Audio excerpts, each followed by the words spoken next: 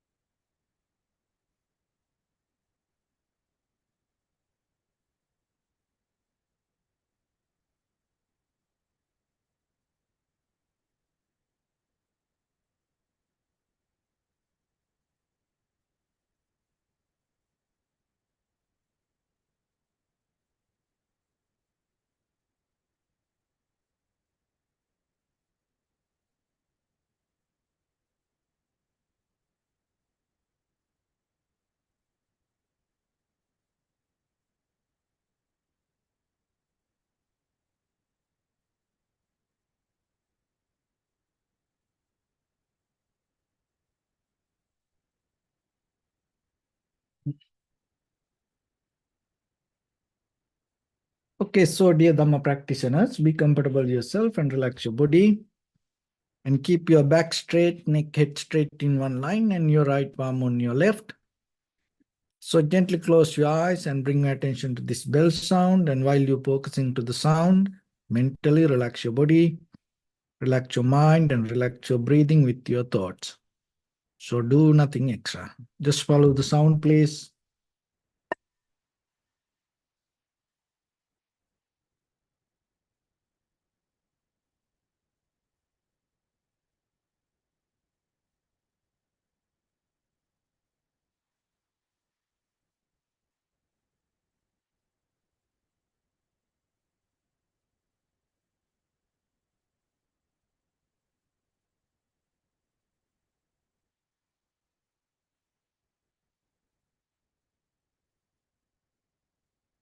Namo tassa bhagavato arahato samma sambuddhassa. Namo tassa bhagavato arahato samma sambuddhassa. Namo tassa bhagavato arahato samma sambuddhassa. Homage to the Blessed One, the Exalted One, the fully enlightened One. So, dear Dhamma practitioners, in these ongoing meditation sessions, we mainly try to give some basic informations for yourself to develop a very clear spiritual foundation with practicing meditation. So when it comes to meditation, it has many meanings. But according to the Pali Buddhism, why it's called Pali Buddhism? Because according to the Theravada tradition, that all the sutras in Pali, and that explanations is little bit different than ordinary meaning of the words. So when it comes to the meaning of meditation, in the Pali it called bhavana, it's kind of like a cultivation of the mind or the development of the mind with the profitable skills, not with improfitable way. Because development can happen in many ways. So here, the bhavana means then you develop your profitable skills with the effort. So it is not by the power of something or not by the third person or not by any other outside interference. within your own inner consciousness, within your own decision, within your own effort, you develop your own mind towards profitable skills. So then when it comes to that profitable skills, there are many profitable skills when it comes to our conventional world. And also, when it comes to the meditation, there are many skills that you can develop, you need as tools to apply for your practice. But when it comes to this all, the most highest profitable skill as a human being, you have to develop your awareness. So awareness deeply connected to all other things, the awareness is kind of like a foundation for the development of the mind. There are many other things can happen in the outside world, in the material world, without any awareness. But if you want to develop your mind with the profitable skills, that is what necessary. Another thing is, when you go towards the liberation or the nibbana, the panya or the wisdom is the key point. Not even the merits. Not even all the material, luxurious, comfortable environment. The wisdom. For the wisdom directly connect your awareness. So when your awareness becomes sharper and clear, as a result of that, you can gain the wisdom. So that's how it links. But the thing is, when it comes to this mental practice, most of time, very easily, we can go into wrong way. So when we fall into the wrong way, it will develop the wrong view. Once the person holds the wrong view as right, then there is no end and it is very difficult to take a U-turn. It is very difficult to find another way. So that's why again and again, it is your responsibility to know about this. So get out of the wrong view. One way is practicing the right view. That is what most of time we know. There is another way to get out of the wrong view. So as example, just imagine playing a game, soccer game, or any game. There are rules that you should not break, even though you get marks. Still, there are some rules that you can't break. Just imagine then there is a good player, like a soccer player, basketball player, very good player. But he don't know, if he don't know about the rules that he should follow, even though he play good, sometimes by mistake maybe, he can break rules. So if he break rules, maybe he go out of the game. So like that, even though you have the awareness, even though you have the effort, even though you have the energy, sometimes with this spiritual practice, we can fall into wrong views. So if you don't know what are the wrong views, it's kind of like you become a good player, but you break the rules. You can't win this game. So basically, all the rules related to meditation go towards the wisdom, protect the wisdom, and not to fall into ignorance. So what is the ignorance here means? Misunderstanding.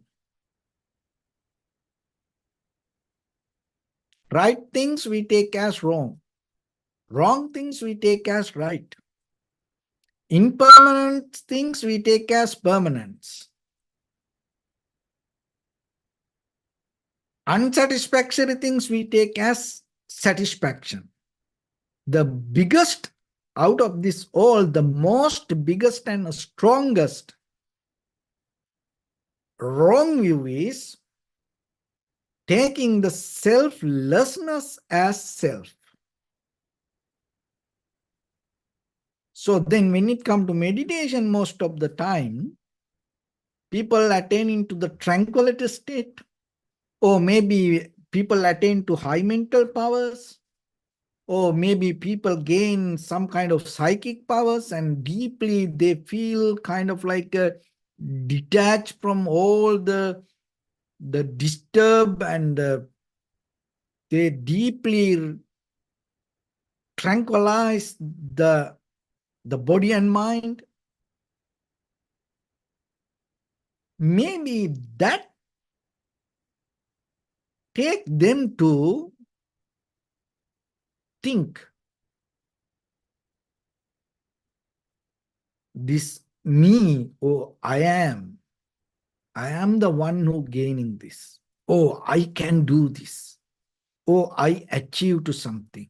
So like that, out of that spiritual practice, they develop the wrong view, this selflessness as self. That is one of the dangerous thing that can happen to all of us. Until we attain to the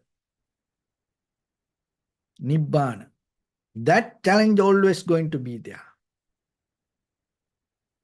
So that's why again and again, you have to have the power to develop your introspection and see the impermanence, unsatisfactory nature, see the change that happen within the experience and the experiencer, perception and the perceiver, and at the same time, know this all related to the cause and effect without having unchangeable, permanent, solid, concrete self. So that doesn't mean this everything just happen itself. No. Because according to the Buddha's teaching, there is a self. Otherwise, why we need to practice this? Otherwise, who is experiencing this? Otherwise, how I become different than you? Of course, there is a self. So that's why we need to practice and need to attain to the liberation. Otherwise, we no need to do this. So, but what is the misunderstanding here? Even though we have a self,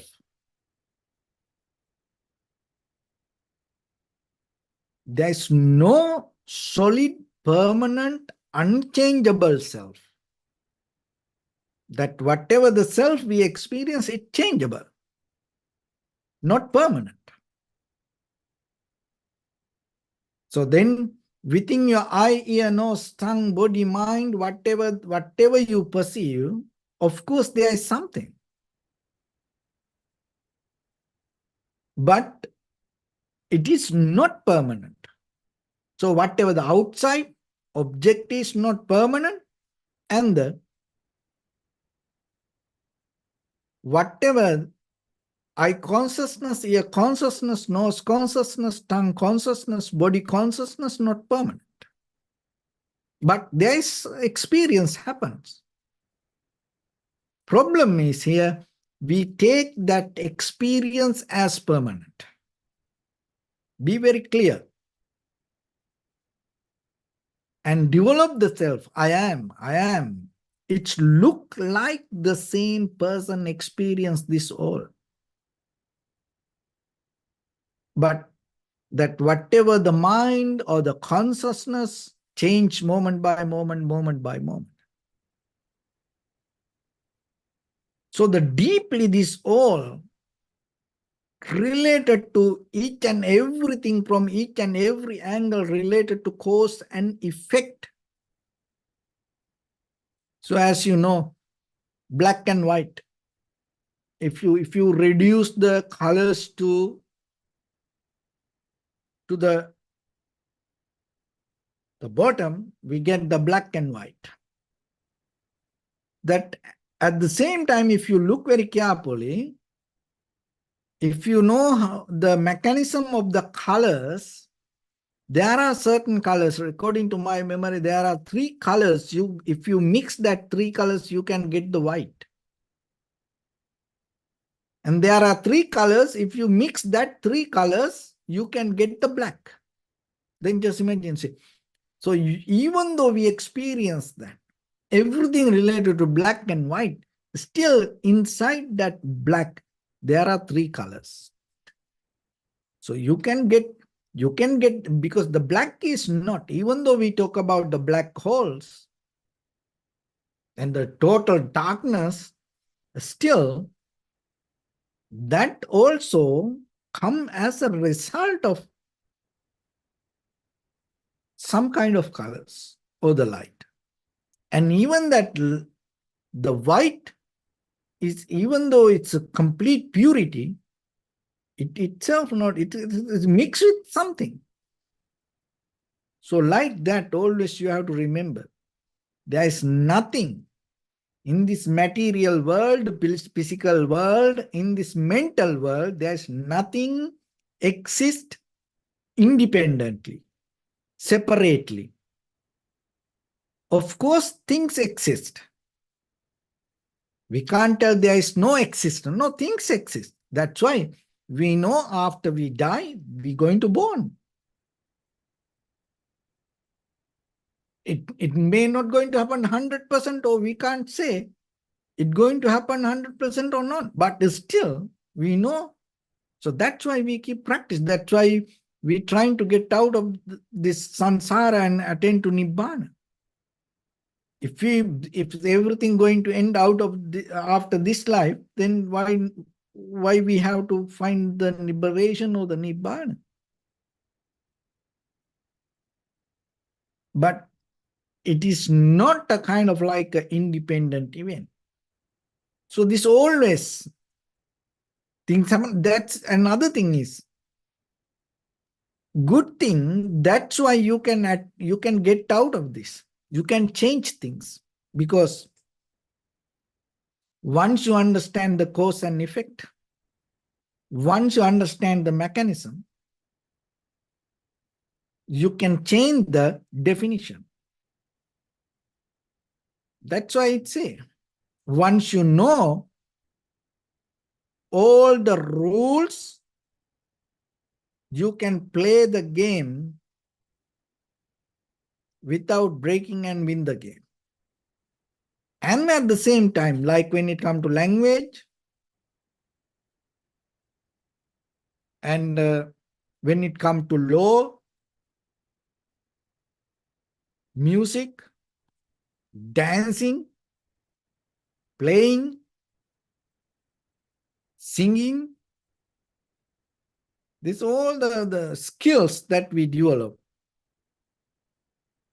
And if you know the rules properly, you can break it. How about that? So if you know the rules properly, you can break it, like music, like literature, like the law. If you know the law very well, you know how to break it. Most of the people do little things and go to court and go to jail because they don't know about the law. See, then yourself, if you know the wrong views, remember, just sometimes not enough knowing only the right views. If you know what are the wrong views, and you are capable to stay out of it. The beauty of the Buddha is not that only focus to the right views. Buddha never knew only the right view. Buddha knew all the wrong views. So then always remember yourself. So whatever, even in the conventional level, we say good or bad, right or wrong, just even basically know about it. That will help you to stay on the right path. If you know what is the wrong path, it will keep you to the right path. So that's why don't resist things. That doesn't mean you have to do wrong things. No, you don't need to do it, but you can know it. Doing something and knowing something is two different ways. In conventionally, knowing things is very necessary. So then when it go to the Vipassana level, today I want to bring something that a lot of people don't focus to that. So as you know, the foundation according to this Visuddhimagga, there is a book called Visuddhimagga, is categorize all the Buddha's teaching from bottom to the end. How to develop your moral discipline and spiritual practice and tranquility state and the wisdom. So when it comes to wisdom, there are three different skills that you have to develop. Sruttame jnana, chintame jnana, bhavaname jnana. So basically we think the Sruttame jnana, we talk about Sruttame jnana means gaining knowledge, opening to the knowledge, listening to others, having open mind and welcome everything around us. Chintame jnana, developing the mind, thinking.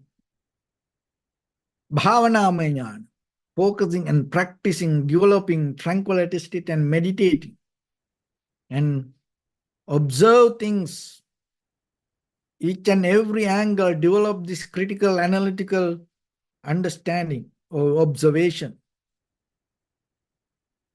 But here we go a little bit more deeper, especially when it comes to meditation. Always remember, Sruttame jnana here, even though generally we talk about gaining knowledge, how many things that you have to learn in this life? And what is the point learning this or everything around us?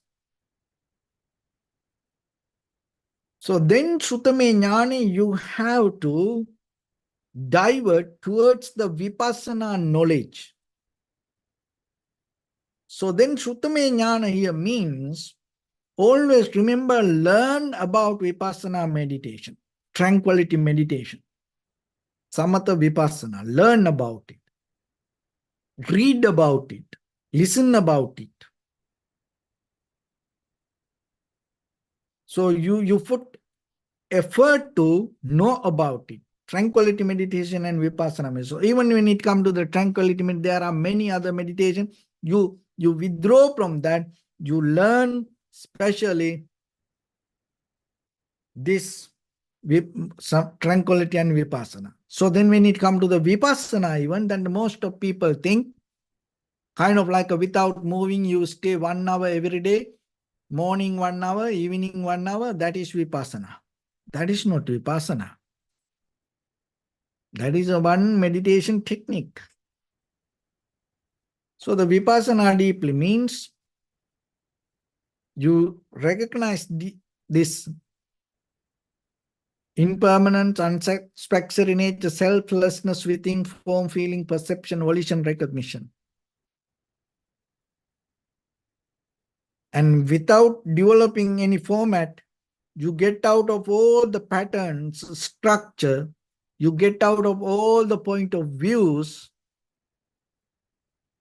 and start to see things as it is. And from there, you recognize how things come to be as they are. So then, that's why even when it comes to the Vipassana, you learn about it, read about it, go to the sutras and try to understand it a little bit. Now, more than any other time, we have so many facilities. And one of the good things around us today, even though that exactly not accurate, and you can get a lot of benefit out of this chat GPT. Sometimes it doesn't give exactly right answer, but still you can find there are a lot of things you can learn. That's a new knowledge. So you have to use it to practice meditation, know about meditation, not to know about everything. It is in endless. So that's why within this limited time, try to use all the facilities, the skills to develop your tranquility state and develop your vipassana knowledge. Shrutame jnana. Shrutame jnana, then here, when it comes to that, generally, even though we talk about learning, opening mind, here you have to remember, learn about vipassana. Open to vipassana. And the chintame jnana. So then you contemplate on it. So it is not about that everything that what happened around the world, you think about it. No, then what is the difference in between practitioner and ordinary person? Because that is what we do every day. In the samsara, that is what we used to do. But here, chintame jnana means, so you have to think about, more deeply investigate, little bit go deeper and look, what is this meditation? How it related to this soul? What is vipassana? Try to understand it very clearly. And cause and effect, dependent origination, eightfold path. So basically know about this in details and then reflect on it. So that's also kind of become kind of like a meditation. And then, so that is what Chintame Jnana here. Not about just thinking about ordinary thing. And the Bhavana Jnana here, it's not about just doing any kind of meditation. No, you practice this vipassana for foundation.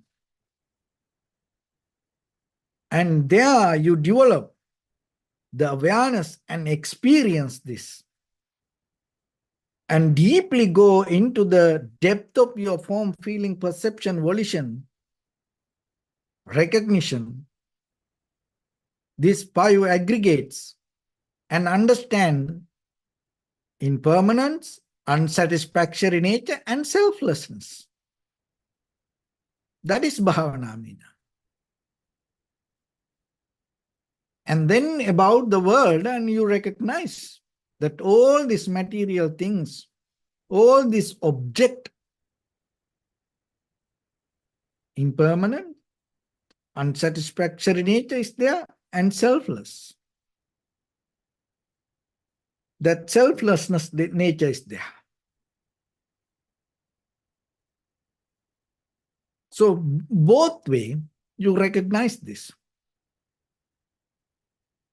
So then remember, That is how your practice become more and more and more sharp, clear. Of course, in conventional world, we our life engage with many things. So by the time, little by little by little, you detach things, and then there is a time come for you to concentrate, focus, practice tranquility meditation and vipassana meditation. So tranquilizing the mind, you go to the vipassana level. And maybe by the time directly you can go to the vipassana level. And then by the time your mind come to a level, even without going step by step, directly, you can access to this true nature that happening around us. So it take only 1 second to come to that point once you have practice. So in that level, when with that contemplation, if you, just imagine when you're ready to die, your mind focused to that. In that last breath, if you can go from this world, there is no another place going to belong to you. Otherwise, most of the time what happened? We always focusing and missing and thinking about what we miss.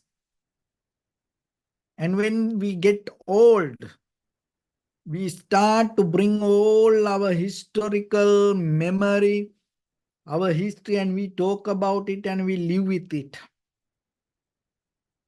And little by little, when we become weaker, we start to dream about this world again to repeat. With that mind, when you die, you're going to come back. See that? The mind develop it already. Before you die, you start to develop how to enjoy life from the beginning.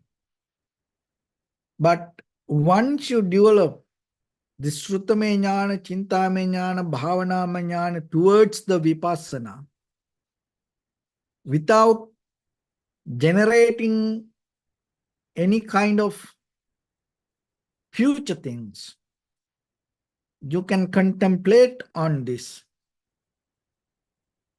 ultimate truth, impermanent, unsatisfactory nature, selflessness. So with that, let's get into practice a little bit now. So your right palm on your left and neck kept straight in one line and be comfortable with your posture. So bring your attention to your body and scan head to toes yourself and say Sopatveva, or may I be well and happy 3 times.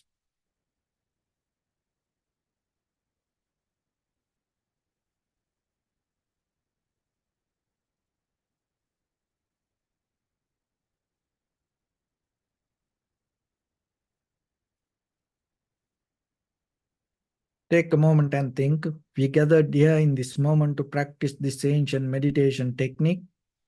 All the Buddhas, all the enlightened masters followed this path and achieved wisdom. So we also gathered here to accumulate that knowledge.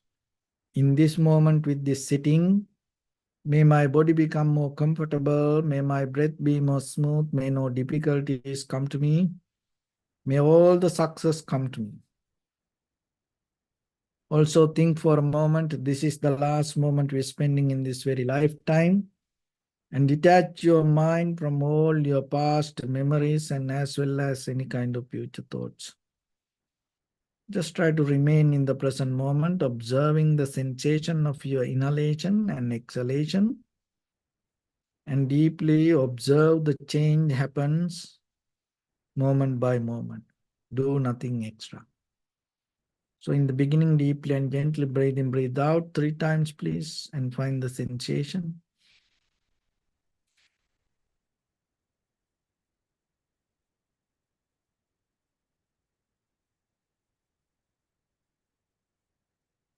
And allow your inhalations, exhalations happen as it is.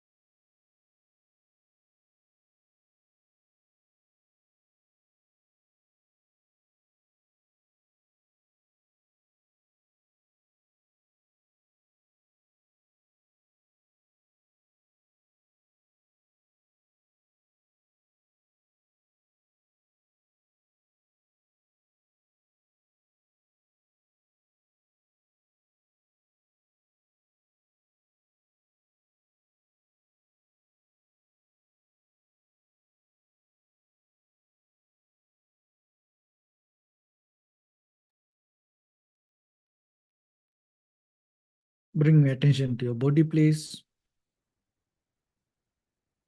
Observe your posture.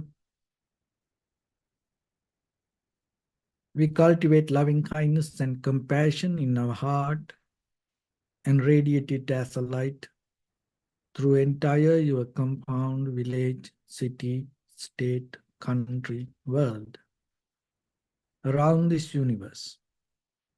Also, as far as you can, through galaxies, other planets, stars. Reminding yourself like this. With clear intention, mentally repeat after me. May all living beings in this universe be well and happy.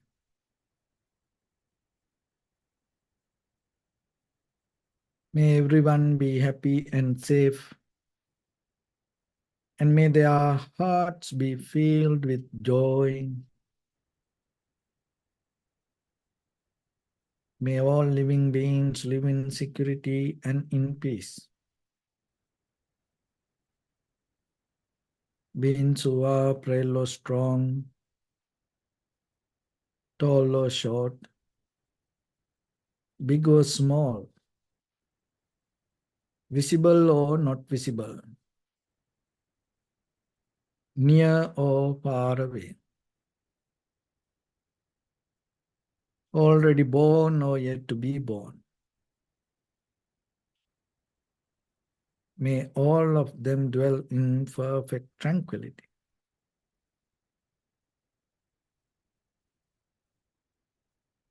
Let no one do harm to anyone. Let no one put the life of anyone in danger. Let no one out of anger or ill will wish anyone any harm.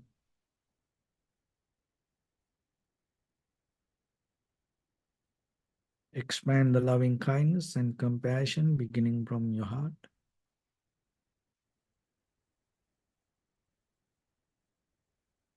Forward. Visualize yourself and send it as a light.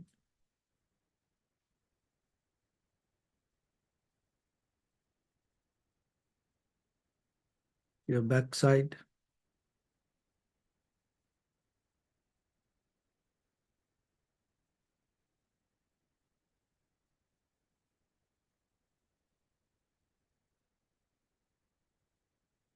Your left side.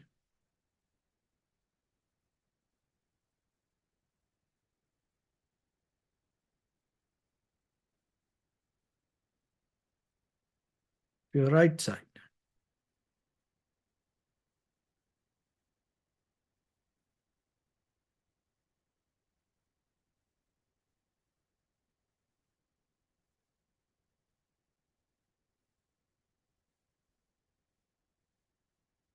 Downward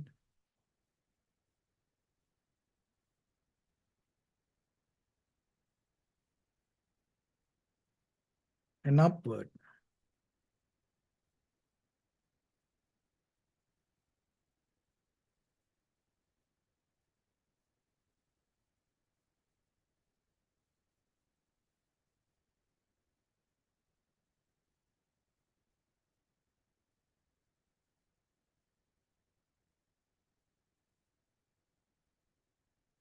To all six directions at once.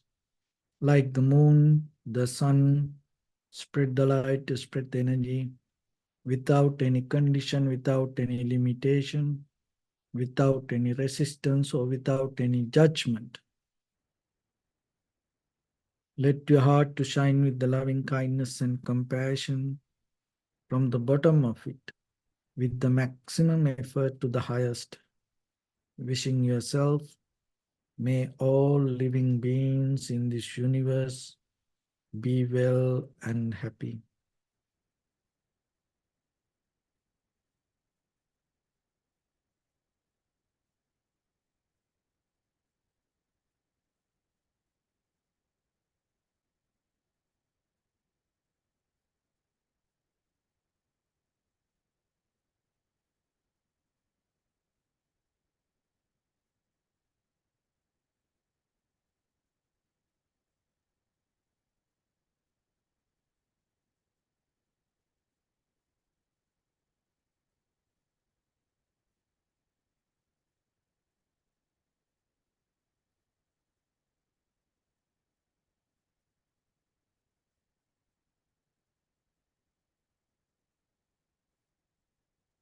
Say sadhu, sadhu, sadhu. So, first of all, we offer this practice to the great qualities of the Buddha, Dhamma, and the Sangha. Also, by the power of this meritorious deed, may all of us attain to the supreme bliss of Nibbana. May all your guardian angels and deities will receive these merits and increase their longevity and protect all of you from any kind of planetary influences or any ill effects. Ittavata cha ammi sampadam punya sampadam sabbe deva anumodantu sabba sampatti siddhya sabbe bhuta anumodantu sabba sampatti siddhya sabbe satta anumodantu sabba sampatti siddhya Maya Dhamma Nudhamma Patipattiya Buddham Pujemi Dhammam Pujemi Sangham Pujemi Attaya Imaya Patipattiya Jati Jara Vyadi Maranam Ha Paribunjisami Idamme Punya Kammang Asavakya Vahang Hotu Sabba Dukkha Pamunchatu. Bless you.